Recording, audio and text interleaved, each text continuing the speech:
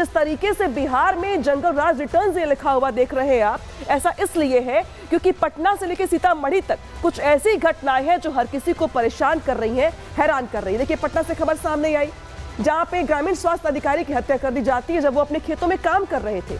सीतामढ़ी से खबर आती है जहां पे एक व्यवसायी की दिन दहाड़े हत्या कर दी जाती है। इसी के साथ साथ खबर नालंदा से सामने आती है जहां पे नालंदा में एक नर्स की हत्या हो जाती है। फिर खबर आती खगड़िया से जहां पे एक युवक की हत्या हो जाती है। इसके बाद खबर गया से भी आती है जहां पे 2 लोगों का मर्डर हो जाता है। नालंदा से फिर खबर आती है जहां पे 2 लोगों की हत्या हो जाती है। तो नालंदा हो, गया हो, सीतामढ़ी हो, पटना हो, चाहे वो अलग अलग इलाके हो, आखिर बिहार में ऐसा क्यों हो रहा है और ऐसा कैसे हो जा रहा है? जब यहाँ पर पुलिस कई बार कहती कि हम जांच कर रहे हैं, कार्रवाई कर रहे हैं, लेकिन एक के बाद एक हो रही घटनाएं सवाल खड़े कर। इस बीच बड़ी खबर आ गई है, पटना के सुल्तानगंज में वकील की गोलीमार की हत्या कर दी गई है। बदमाशों ने दिन दहाड़े वारदात को अंजाम दिया है। मौके पर पहुंचकर पूरे मामले की जांच की जा रही है पुलिस की ओर से। लेकिन खबर पटना के सुल्तानपुर से है जहां पर सुल्तानपुर में भी यहां पर एक वकील की गोली मार के हत्या कर दी गई है सुल्तानगंज में। देखिए किस तरीके से ऐसी घटनाओं की बाढ़ सी आ गई है जो चुनाव से पहले सुशासन पर सवाल खड़े करता है। खबर सुल्तानगंज से है जहां पे पुलिस ने पहुंच करके जांच तो शुरू कर दी है, लेकिन वकील की हत्या कर दी गई गोली मार के। एक व्यक्ति जिनका नाम जितेंद्र महतो है, उनको गोली मारी गई है और उसके बाद उनको इलाज के लिए पीएमसीएच ले जाया गया। इलाज के क्रम में उनकी मृत्यु हो गई है। परिवार के द्वारा बताया गया है कि वो रोज़ इसी टाइम पे लगभग यहाँ पे आसपास में कहीं चाय पीने आते थे। आज भी चाय पीने आए थे और वापस लौट रहे थे। इसी क्रम में इनको अपराध कर्मियों द्वारा गोली मारी गए हैं। कितने अपराध कर्मी हैं इसका अभी तक पता नहीं चल पाया है। हम आसपास के जो सीसीटीवी कैमरा है वो भी खंगाल रहे। परिवार से भी पूछताछ की जा रही है कि आखिर उनको किसी पे शक है।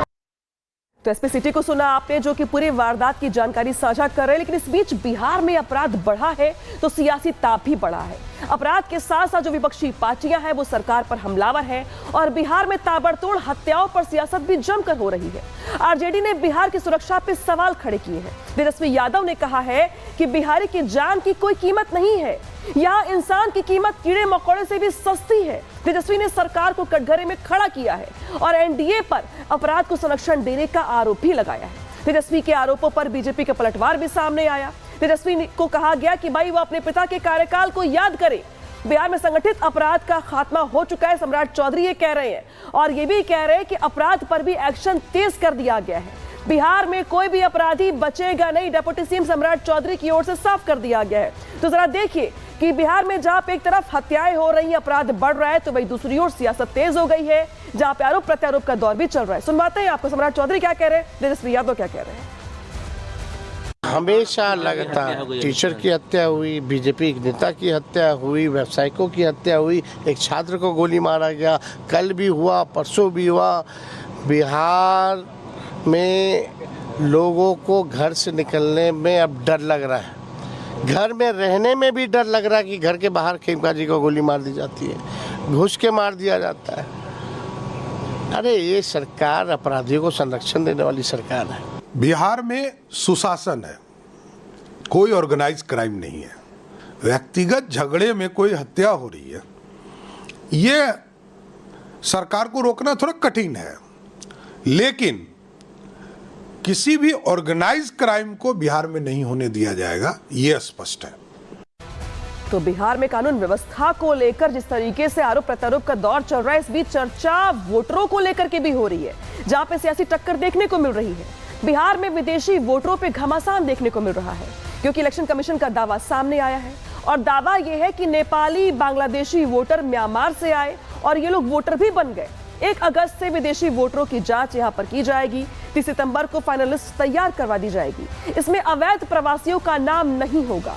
इलेक्शन कमीशन के खुलासे पर विपक्ष ने सवाल खड़े किए हैं। देश में घुसपैठ रोकना केंद्र की जिम्मेदारी है। विपक्ष कह रहा है कि भाई केंद्र में बीजेपी की सरकार है, तो जो घुसपैठ रोकना है वो जिम्मेदारी किसकी है? केंद्र की है। और इसी को लेकर के जो बिहार की सियासत है गरमाई हुई है। मनोज झा सांसद आरजेडी और अजय आलोक क्या कुछ कह रही हैं वो भी सुनवाते हैं आपको। तो कोई दिन ऐसा नहीं जा रहा है बिहार में जहां किसी न किसी एक जिले में हत्या, लूट, बलात्कार, छिनतई की घटना ना हो रही।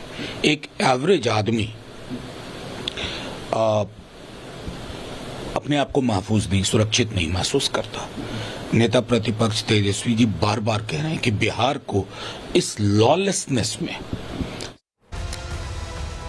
तो इलेक्शन कमीशन की स्ट्रैटेजी को लेकर तो पहले ही तेजस्वी यादव सवाल खड़े कर चुके हैं। अब जब बात आई विदेशी वोटरों की तो तेजस्वी यादव फिर बौखला गए हैं और बिहार में वोटर लिस्ट को लेकर के तेजस्वी यादव ने तमाम सवाल खड़े किए और कटघरे में खड़ा किया इलेक्शन कमीशन को।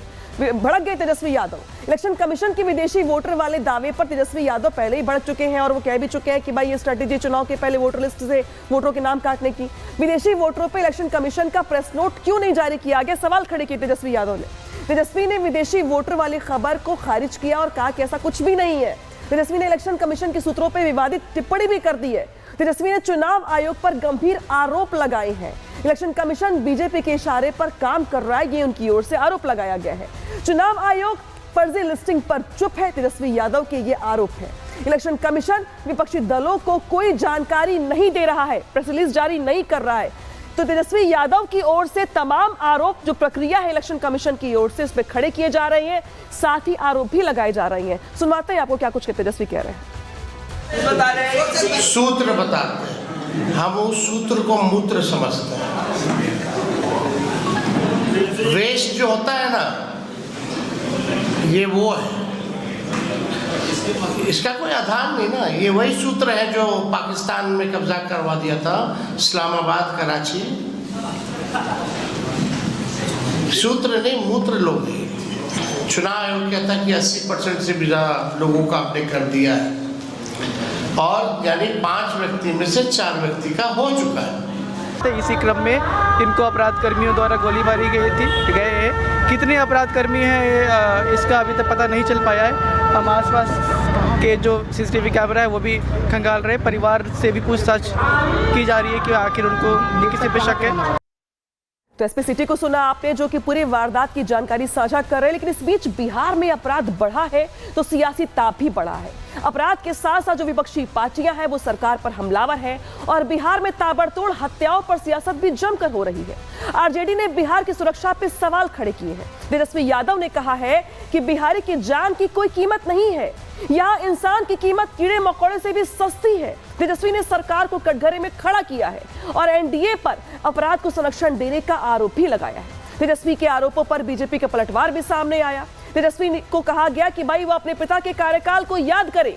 बिहार में संगठित अपराध का खात्मा हो चुका है, सम्राट चौधरी ये कह रहे हैं और ये भी कह रहे हैं कि अपराध पर भी एक्शन तेज कर दिया गया है। बिहार में कोई भी अपराधी बचेगा नहीं, डिप्टी सीएम सम्राट चौधरी की ओर से साफ कर दिया गया है। तो जरा देखिए कि बिहार में जहां पे एक तरफ हत्याएं हो रही हैं, अपराध बढ़ रहा है, तो वही दूसरी ओर सियासत तेज हो गई है, जहां पे आरोप प्रत्यारोप का दौर भी चल रहा है। सुनवाते हैं आपको सम्राट चौधरी क्या कह रहे हैं, तेजस्वी यादव क्या कह रहे हैं। हमेशा लगातार टीचर की हत्या हुई, बीजेपी नेता की हत्या हुई, व्यावसायिकों की हत्या हुई, एक छात्र को गोली मारा गया, कल भी हुआ, परसों भी हुआ। बिहार में लोगों को घर से निकलने में अब डर लग रहा है, घर में रहने में भी डर लग रहा है कि घर के बाहर खेमका जी को गोली मार दी जाती है, घुस के मार दिया जाता है। अरे ये सरकार अपराधियों को संरक्षण देने वाली सरकार है। बिहार में सुशासन है, कोई ऑर्गेनाइज क्राइम नहीं है। व्यक्तिगत झगड़े में कोई हत्या हो रही है, ये सरकार को रोकना थोड़ा कठिन है, लेकिन किसी भी ऑर्गेनाइज क्राइम को बिहार में नहीं होने दिया जाएगा, ये